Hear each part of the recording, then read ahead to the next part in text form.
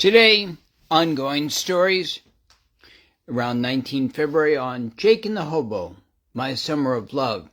Many of the issues that are portrayed here are issues that we're dealing with here in the USA right now. Is about immigrants and the rights of immigrants and the right to respect all people, regardless of their immigration status, who they are. We're talking about people. And today, this later chapter that we pick up on 180 is where Jake Meadows and Erasmus P. Hobbs find immigrants in a truck. They are fleeing poverty, violence, and desperate times in their home countries in Central America. And today, Erasmus and Jake and Matt had found refugees in a truck, and then they got them to safety.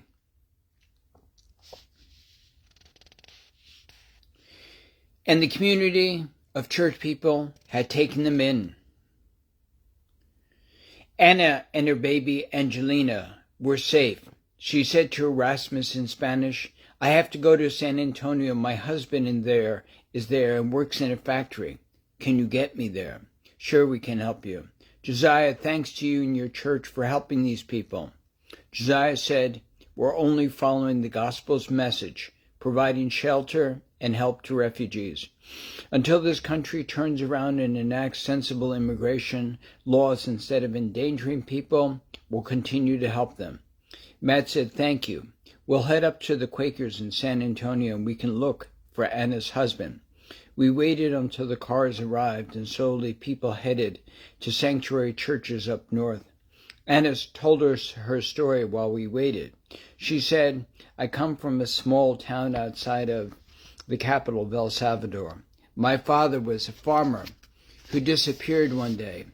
My mother died last year, and my brother survived by joining a gang to protect our family, and then was killed by the police.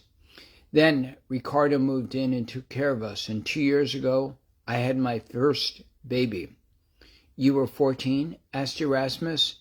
"Yes, it was the only way we could get protection with a husband and a baby. There is nothing in my village that has been taken over by drugs and gangs.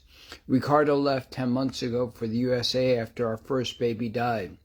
I have this letter, phone, and an address from him." Matt said, "I know where this is. Soon this will be over and you'll be with your husband. You can start your life here."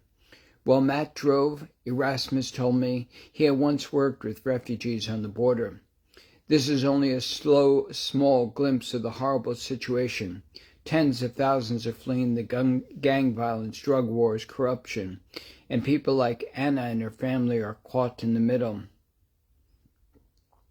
"Not to make it about me," I said, "but it makes my crazy life in Black Mountain seem tame. I can't believe this girl is my age and she's been pregnant twice, crossed thousands of miles with a baby, and lost her family. This is a very scary world, Erasmus. How does anyone keep their hope up?" "This is something I've struggled with as well," said Erasmus. "How do we keep our faith in humanity with all the craziness?" Matt called out, "We're almost there. This looks like the meatpacking area. Let me park and see if I can find someone to help. Jake, can you stay with Anna?" After about a half hour, Matt and Erasmus came out from one of the factory buildings with a smaller man. Anna stepped out of Emma with Angelina. Ricardo. She ran to him. "Anna." We drove to the Quaker meeting house and were met by friends who were there to help Ricardo and Anna.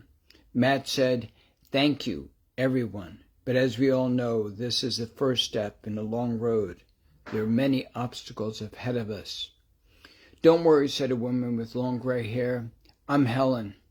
We have an attorney to help this family become legal. We have an apartment where they can stay. Erasmus, Matt, Jake should stay right here too, and you can park Emma in our lot." "Perfect. This has been exhausting for everyone," I said.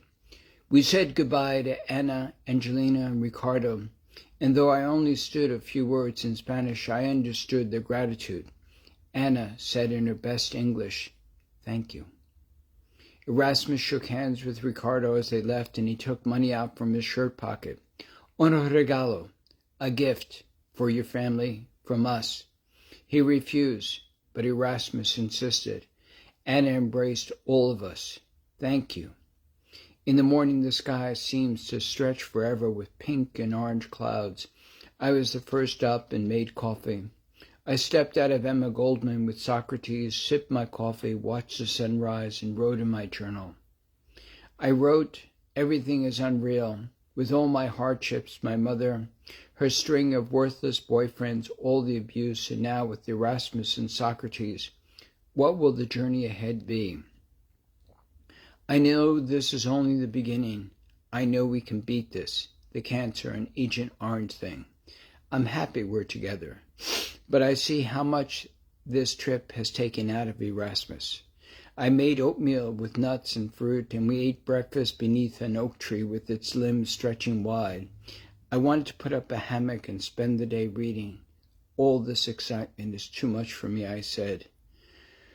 What a day it was yesterday, said Matt. It's awful to think this happens every day to thousands of refugees, fleeing poverty, drug wars, gang violence, oppression, and all this country does is to make their lives more difficult. That is shameful. Erasmus said, America has a love-hate relationship with immigrants. Can we make it to Sedona in a few days, I asked. Sure, as long as nothing else happens. Almost on cue, Erasmus's phone rang. Are you kidding? No, it's not possible. When he hung up, he turned to us. Jack and Matt, I got a call from someone inside of immigration, and the police are coming after Ricardo and Anna. We're a little obvious in our bright yellow Emma Goldman. One of the Quakers has an SUV we can use. I looked at Erasmus and Matt. Erasmus, why don't you take Emma? Matt and I can take Ricardo and Anna in the SUV, and we'll meet you in Odessa. Is that okay? Ricardo and Anna hurried out of the Quaker meeting house with Angelina. The older woman, Helen, came with them and said, Here are the keys to my SUV. If you can get as far as Odessa, I have some friends who can take them to Colorado. Hurry. In the black SUV, Matt, Ricardo, Angelina, and I took the back roads out of San Antonio to Odessa. Don't worry, said Matt. I know every back road between here and Las Vegas, and even better, I have my police scanners, said Matt. I always use it in my truck, and we'll pick up the faintest whisper of police. We'll be in Odessa before nightfall. It'll be okay. I told Matt, this is too unfair. People want to simply raise their families and be happy. Am I so naive? Naive, no. What you think is realistic. It would be much cheaper and safer to have a sane immigration policy. My radar says there are cops ahead, so I'll take a side road. That was scary. I tried to talk to Ricardo and Anna in my little Spanish, and Ricardo said, I worked at the meat plant for 6 months and made good money. Now they are making a mess of this. The land was bleak, barren, and hot. We got a call from Erasmus. I was right. I've been stopped by the cops 4 times since we left. Good thing I have Socrates to protect me. I'll see you in Odessa shortly. We arrived at the Stonehenge Monument in Odessa, and Erasmus was waiting for us along with another car to take Anna and Ricardo to Colorado. Jake, Anna wanted me to give you this. Matt took out a small medallion no bigger than a quarter.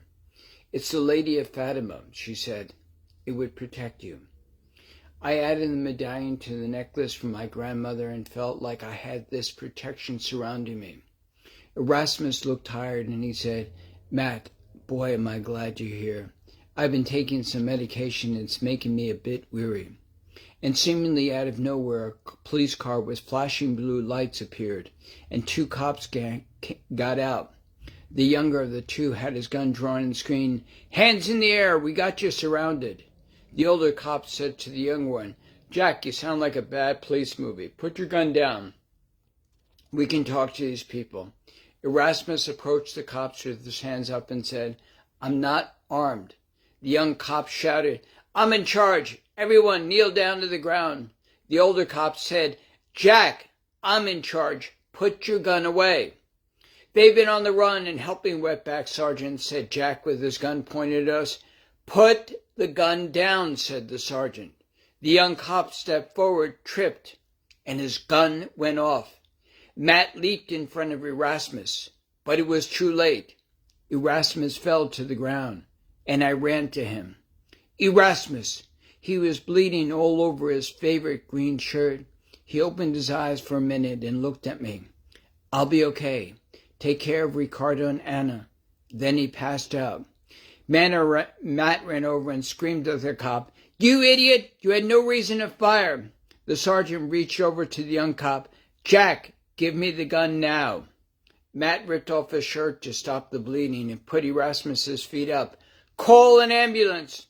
I screamed, "Wake up, Erasmus! You can't die!"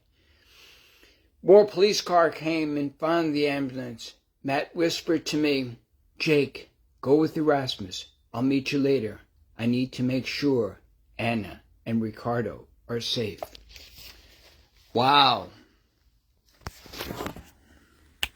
So this is kind of the daily life of so many people struggling with immigration. And we need to protect all people, regardless of whether or not they're legal or not.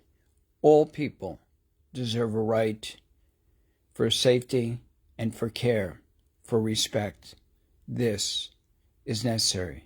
And so from the book, Jake and the Hobo, My Summer of Love, we try to talk about these stories. We try to engage people about the story of Erasmus P. Hobbs and Jake Meadows. We hope you join us, and you can get this book at Vermont Art Poetry Press. And we'll be reading this every few days or so. And so stay tuned for Jake and the Hobo, My Summer of Love, that you can get at Vermont Art Poetry Press, or just type in Jake and the Hobo, My Summer of Love. The story of a 16-year-old girl fleeing an abusive family in Black Mountain, West Virginia, and then meeting a man by the name of Erasmus P. Hobbs, hobo, Good Samaritan, veteran, and it's about their journey over a 3-month period. So we continue this journey, and we'll catch up with you tomorrow night. Namaya out. Thank you for watching.